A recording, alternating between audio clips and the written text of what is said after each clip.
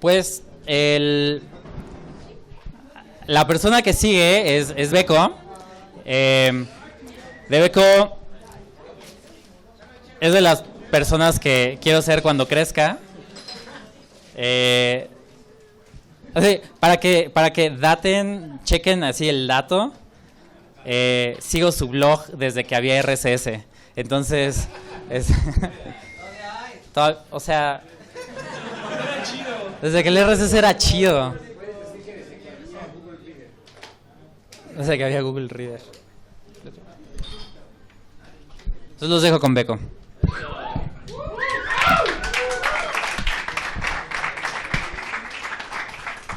Muchas gracias.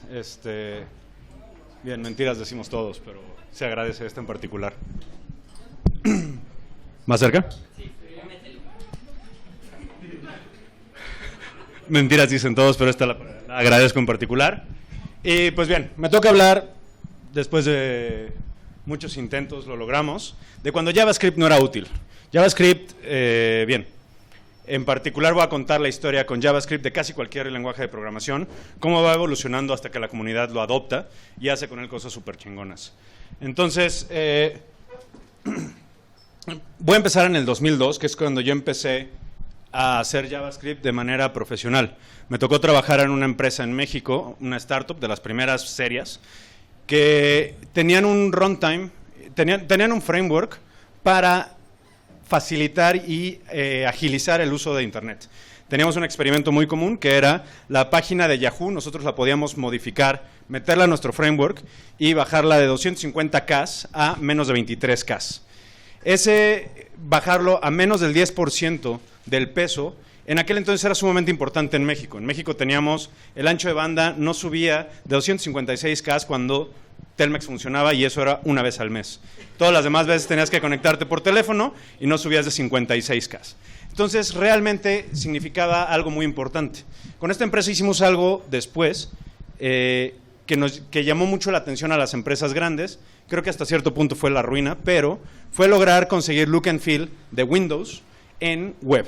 Entonces nos facilitaba mucho el acceder a las compañías enormes que tenían desde 20,000 hasta 50,000 usuarios, y en vez de tener que mandar a un técnico a instalar a cada computadora los upgrades, simplemente los metías a una página web y desde Explorer, cosa que es uno de mis más grandes logros, pero de mis más tristes logros, hacíamos ver que se veía exactamente como si fuera instalado, como si fuera programado en Visual Basic.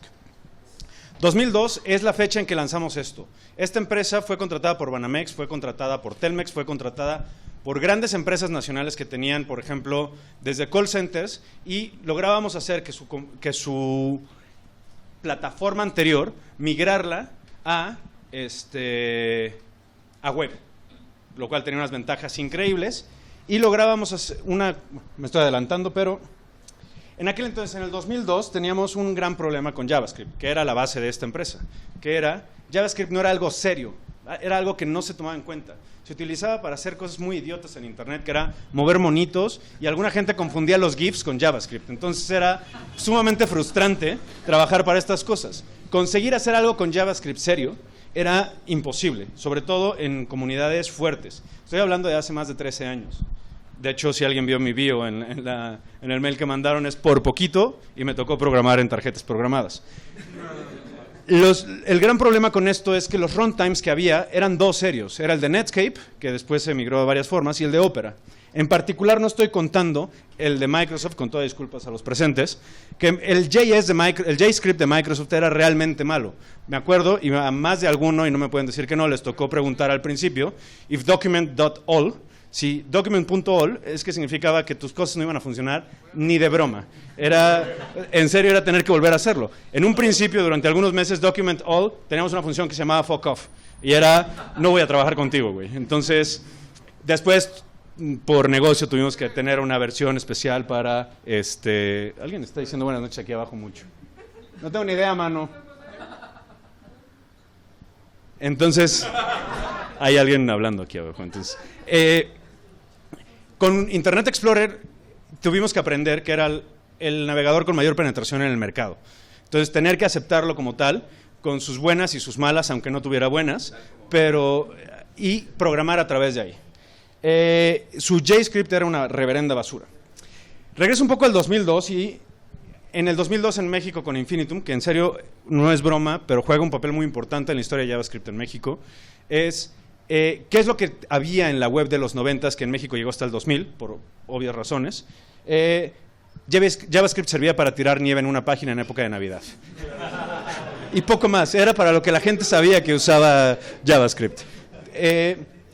Teníamos un truco súper asqueroso que era un GIF transparente de 1x1 y lo lanzábamos del tamaño que fuera para conseguir spans y poder poner las cosas en donde fuera. No conseguíamos el CSS Position Absolute. No existía, aunque existía, obviamente.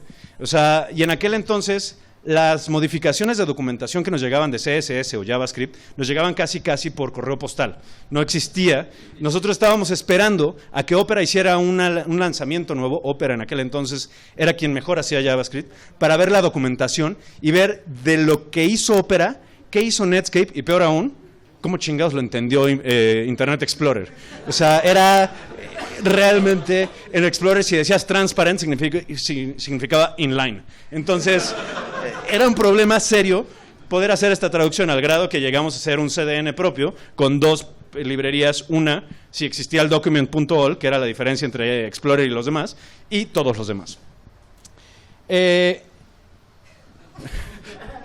Si alguien no usó esto, es que no conoció la web cuando en serio la web nos daba mucho por aprender. Marqués o Blinks, todos en algún momento los hemos usado, aunque lo nieguen, y ahorita todo el mundo se caga en ellos. O sea, súper noventeros. Los botones. Si una página no terminaba con 3 botones, no era una página digna de verse. Entonces te ibas a la otra. Entonces tenías Netscape Explorer y podías darle clic a cada una para ver la versión optimizada, que siempre era exactamente la misma, pero te hacía el placebo de que estabas en algo nuevo. Los guestbooks. Que tanta gente se acuerde me hace sentir bastante bien. Y los GIFs ridículos. Pero es que dice el buen Rob que todavía tenemos esos GIFs. Sí, Jedon acaba de dar un gran ejemplo, pero en aquel entonces eran monitos dibujados con Illustrator versión 0.7, que decía en construcción, y una de dos. O era un tipo escarbando, o era algo no digno de decirse aquí, que era muy obvio. ¿Qué es lo que tuvo que pasar en la comunidad, no en Internet? Y estoy hablando de las personas, de la conexión entre personas. ¿Qué es lo que tuvo que pasar para llegar de estas mamadas? No pude grabar el GIF, pero es que todas las llamitas se movían y demás, para llegar a cosas sumamente interesantes como esto. Y estoy hablando de WhatsApp, que es una aplicación, un SPA increíble. Si lo usan, yo no me hago responsable realmente si les vuelan alguna foto. CloudUp es una de las aplicaciones que más me gustan hoy en día. Es sumamente sencilla, le da toda la interacción al cliente, engloba todas las tecnologías e incluso diferentes protocolos para subir archivos. ¿Qué es lo que tuvo que pasar? Nos vamos un poco hacia atrás, hacia el contexto histórico. JavaScript es lanzado en 1996 por Netscape y 28 diferentes tecnologías. Y de aquí viene una cosa muy simpática, que es el nombre de JavaScript. A todos, y al que diga que no miente, le causó conflicto el nombre de JavaScript. ¿Qué tiene que ver con Java? Con todo respeto para los anteriores expositores y su swing. ¿Qué tiene que ver con Java? Yo no quiero nada que ver con Swing, yo no quiero nada que ver con Applets, yo no quiero nada que ver con Servlets. Y es que en realidad se lanzó como un lenguaje de apoyo para Java. Este es el press release que sacaron en 1996. Netscape con 28 diferentes empresas, incluida Apple, por ejemplo, en donde expresa que la intención es un lenguaje orientado a objetos que apoye a Java, que lo haga más fácil y que lo haga más fácil de implementar for the Internet, cuando Internet todavía era el Internet. No tengo la liga, si alguien la quiere se la mando después, pero es sumamente interesante cuál es el scope. Y es que estos güeyes no tenían ni idea de qué estaban haciendo. No tenían ni idea del monstruo a favor que estaban intentando hacer. Porque nos vamos un poquito más. Para 1997, la W3C entra y lanza el ECMA, no me acuerdo, creo que es 262, que es ECMAScript.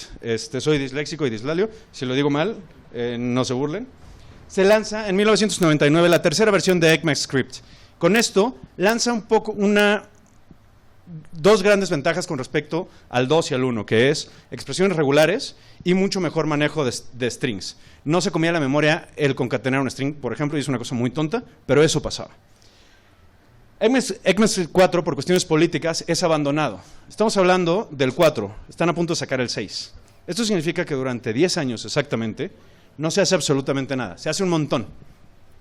Pero fíjense lo importante en estos años. Estamos hablando de 1999 a 2009. Les puedo asegurar que más del 85% de la gente que está sentada aquí hizo cosas de web en aquel entonces. Sí o sí.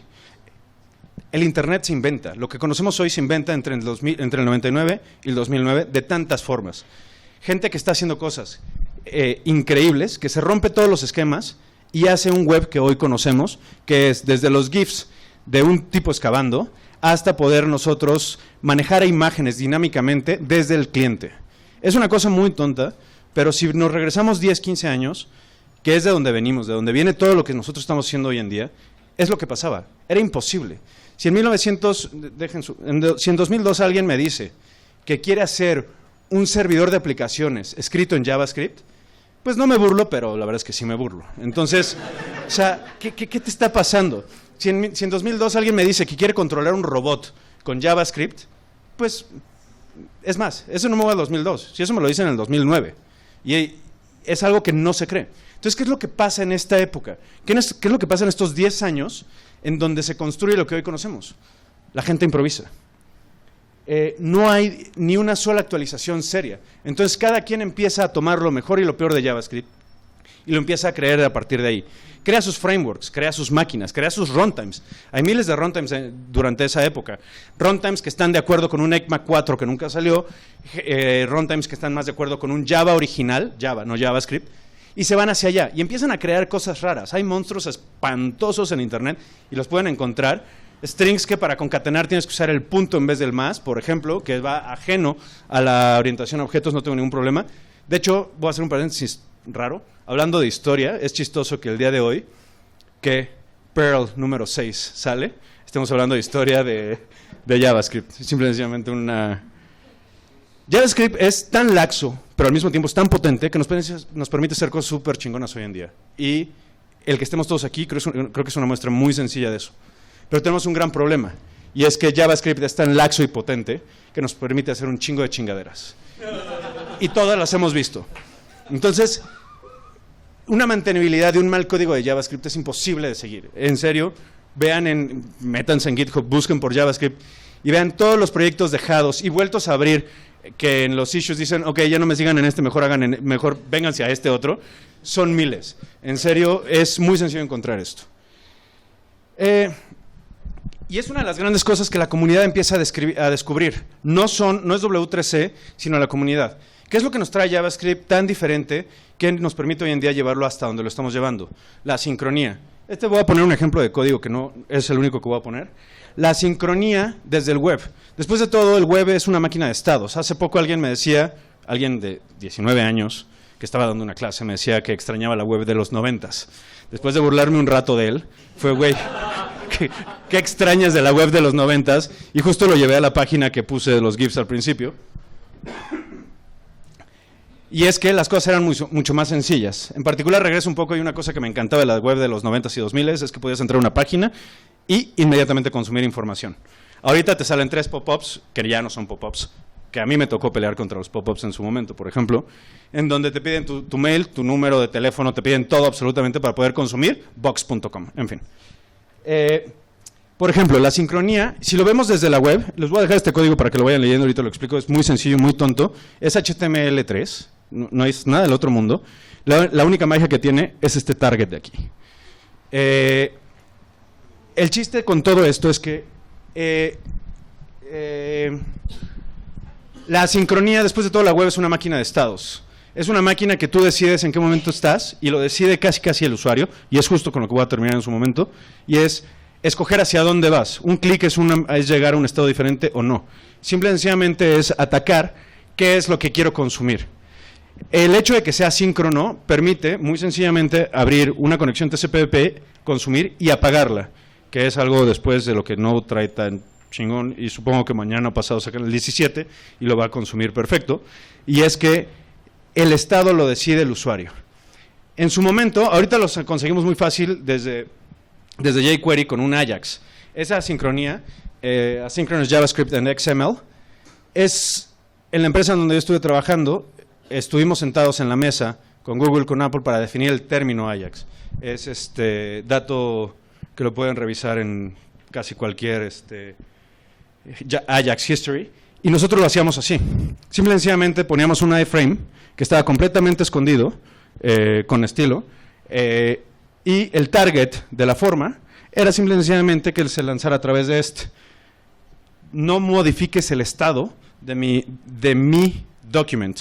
Simple y sencillamente ve a través de y desde el handler, con puro JavaScript, el punto parent nos lanzaba y podíamos sustituir el documento por gracias, simple y sencillamente. Con esto estoy haciendo el ejemplo más burdo y sencillo que se puede uno imaginar, pero esto era increíble. Esto nos permitía crear un cliente de correo en 2004 en que no se tenía que dar F5 para ver cuáles eran tus nuevos correos, porque simple y sencillamente teníamos un pacemaker, que era un marcapasos, que cada 10, 15 o 20 segundos iba y pedía cuántos mails nuevos había. Si había un número mayor que 0, nosotros pedíamos entonces el contenido. Era muy inteligente la manera porque teníamos que, nuestro fuerte, era realmente ahorrar ancho de banda y que las cosas fueran mucho más rápidas. Posteriormente, y con eso en mente, logramos conseguir un uso de la red y del ancho de banda muy eficiente, que fue una de las cosas que en las que más crecimos como empresa y en su momento aportamos a la comunidad. ¿Cómo terminó? Eso es una mala historia, luego se las platico. Otra de las grandes cosas que tiene JavaScript y descubrió la comunidad son las funciones anónimas. Las funciones anónimas en el 2004 no estaban documentadas. Se los digo en serio, no estaban documentadas. Fue un accidente y en un foro empezaron a salir, y lo pueden encontrar, todavía sigue en línea, poder hacer funciones tipo Lisp o tipo Prolog, que son lenguajes de programación especialmente planeados para inteligencia artificial, en donde a un nodo, imagínate que no le enseñas el valor de una función, le enseñas cómo generar la función. Tú le puedes mandar por TCP/IP la instrucción al cliente de cómo ejecutar tal o cual cosa. Y eso son las funciones anónimas. No es que mandes un punto JS y ese JS tenga la inteligencia de hacerlo. No. Tú tienes un cliente vivo que está consumiendo de alguna forma tu servicio, y ese servicio puede ser enseñarle a hacer cosas diferentes. Por ejemplo, este servicio nosotros lo usábamos con tipos de cambio. Nos servía mucho poder mandar encriptado, cosa que después hablamos un poquito, poder mandar encriptado la conversión de cierta divisa, porque no todos los clientes podían comprar alguna divisa. Entonces, convert to USD, le mandábamos la función, no el valor del tipo de cambio. Entonces esa función automáticamente se consumía, se aceptaba como propia, se ejecutaba desde el cliente, y entonces ella se actualizaba automáticamente y actualizaba cada vez que necesitara el tipo del valor, pero él sabía hacer la conversión, porque el tipo de valor, el monto del cambio no era exclusivamente el tipo de cambio, sino por tipo de cambio, por moneda, había reglas diferentes, si la cantidad es mayor que tal, etcétera. Entonces todos esos valores se mandaban y era el cliente quien aprendía a hacerla, no la pedía y consumía el resultado. Eso es una cosa que hoy en día es súper sencilla, pero sepan que se descubrió casi por casualidad. No está bien documentado, ni siquiera Opera lo tenía así. Y es una de las cosas que más usamos hoy en día. Esto se ve y se ejecuta hoy en día con los JSON. En un JSON, hablaré de eso después, que es justo esto. En el JSON, tú puedes definir un objeto de una manera humanamente legible e increíble. Puedes además definir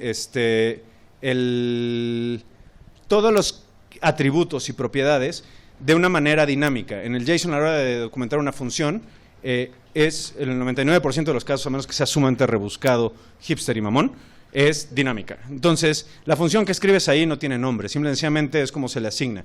Y esa parte de dinamicidad es increíble. Es una cosa que no apreciamos hoy en día, pero viene además de un accidente de descubrirla, de un lenguaje que es sumamente robusto para aceptar eso.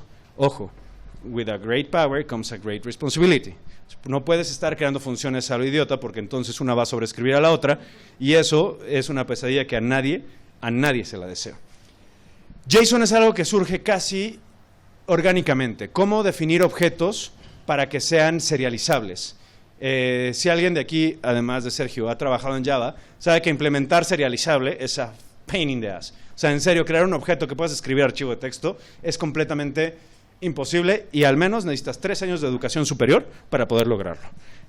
Con JSON tienes todo lo contrario. Con JSON no solamente es serializable, sino al mismo tiempo es legible humanamente. Si tú traes tu feed de Twitter con JSON, puedes leer perfectamente, es un chingo de información, pero puedes leer perfectamente de qué se trata, si es un tweet, si es un retweet, si es un favorite, quién lo ha favoriteado. Todo está perfectamente bien organizado, con IDs y lo que quieras, pero es legiblemente humano. Un XML, después de los 8 días que te tardas en leer el documento que pediste, sigues sin saber de qué chingados te están hablando. Y eso que es importante, porque el XML es autodefinido, que es una de las cosas que semi-hereda JSON. JSON viene directamente de JavaScript, es orgánico cómo se crea entre la comunidad y empieza a surgir poco a poco. No sé versiones, me perdonarás, Jeroen, no sé versiones ni fechas, etcétera, en que van haciendo JSON, pero va surgiendo. Y levante la mano, por favor, hoy en día, el que no use JSON. Levante la mano el que use YAML. ¿Sobre JSON? ¿En vez de JSON? Si puedes... Ok. Levante la mano quien use... ¿Cómo? Exacto, exacto, para implementar de esa forma. ¿Alguien de ustedes usa XML? Pero tú usas Java, mano, entonces... Exacto. Y justo, siguiendo la conversación de Yeduan de hace rato, tenemos algo importantísimo que viene con todo esto, y es la comunidad empieza a hacer librerías y frameworks. Hace 10 años, si me hubieras dicho, es que hay una librería para poder actualizar una página sin tener que hacer un F5 y un request nuevo, o sea, te hubiera dicho, no, te equivocas, es una librería para tirar nieve en una página en época de Navidad, güey, o sea, y lo chingón que tiene es que sabe la fecha, entonces a partir del 1 de diciembre empieza a tirar nieve. Y no, eso era lo que había. Estoy exagerando, obviamente, pero las librerías, un NPM, no, jamás lo pensé. O sea, jamás era posible que existiera. Penetración en otras áreas. Penetración en otras áreas, llegamos a lo mismo. Un servidor escrito en JavaScript era imposible de pensarse. Un robot que estuviera manejado completamente en JavaScript era imposible de pensarse. Raquel Vélez está haciendo trabajo. Raquel Vélez trabaja en NPM. Espero que algún día de estos venga. Y hace un trabajo impresionante con robots que interpretan JavaScript y con eso funcionan. Si dijera que un servidor de aplicaciones y además un framework de aplicaciones del lado del servidor hecho en JavaScript, me hubiera reído mucho y Mike McNeil de Sales.js me hubiera escupido en la cara. Y lo que rompió todo, y con esto me voy a tardar 2 minutos más de lo normal, perdón por abusar de su tiempo, pero es darle inteligencia al cliente. Darle inteligencia al cliente es lo que rompe todo con JavaScript. Tú al browser o al consumidor de información le estás dando todo el poder para preprocesar la información, para mandar y para recibir. Tú puedes mandar y recibir cualquier tipo de información codificada en JSON. Tú le presentas JSON a las tías de Yeduan que ven su GitHub y te van a mentar la madre. O sea, porque no entienden absolutamente nada. Pero puedes recibir JSON, que es un lenguaje, aunque no óptimo en espacio, en longitud, puedes simplemente recibirlo, interpretarlo y pintarlo. User experience, user interface, todas estas nuevas... Es que no son tecnologías, todos nuevos estos approach a cómo desplegar la información, a cómo convertir los datos duros en información que nos sirva para tomar decisiones, tiene un gran impacto a través de JavaScript, con JavaScript, que es interpretar lo que un servidor te da y poder nosotros ahora solamente programar APIs en cualquier lenguaje, en donde quieras, independientemente de qué servidor estás usando. Si tienes la desgracia de usar Windows, si tienes la suerte de utilizar cualquier AWS bien configurado, simplemente lo consumes y no te importa quién está del otro lado. Porque además ahora JavaScript lo implementas desde clientes, desde aplicaciones, iOS o Android. Lo puedes aplicar web. Simplemente tienes los mismos endpoints y esos los consumes y se acabó. Estamos en una época en donde el cliente físico es el que está generando la información. Si definimos información como cambiar los datos hacia cuestiones que nos permitan tomar decisiones correctas. JavaScript ha jugado un papel muy importante en estos 10 años, porque no es JavaScript sino la comunidad lo que lo ha generado. El ejemplo de Yeduan que puso ahorita con Node y I.O. y cómo termina regresando otra vez al origen, es sumamente importante si se sabe leer de esta forma. Tenemos una comunidad que le importó 3 kilos lo que ECMA dijera de su ECMA, y ellos construyeron sobre eso. Y son 10 años en donde se construye el web, la web, que conocemos hoy en día, que lo hicimos nosotros. No se necesitó ningún estándar, no se necesitó absolutamente nada, sino la creatividad de la gente y decir, ok, no hay asincronía en un HTML, dame un iframe escondido y te mando todo por ahí y regrésame todo por ahí. Eso es lo que nos permite JavaScript y de hecho nos lo permite hoy en día. Claro, ECMAScript está un poco más cerrado, está cerrado en cuestiones de las ofertas que nos está haciendo, pero al mismo tiempo no nos corta el poder instanciar un objeto con unas llaves o el instanciar un arreglo con unos corchetes. Simplemente, al revés. Simplemente nos permite. El hecho de que no sea tipificado, sí, habrá gente que se queje. Pues pobres güeyes, simplemente eso nos permite, nos da un montón de facilidad. Solamente que seamos esa gente que hace cosas súper chingonas y no chingaderas. Y pues con eso es todo. Muchísimas gracias.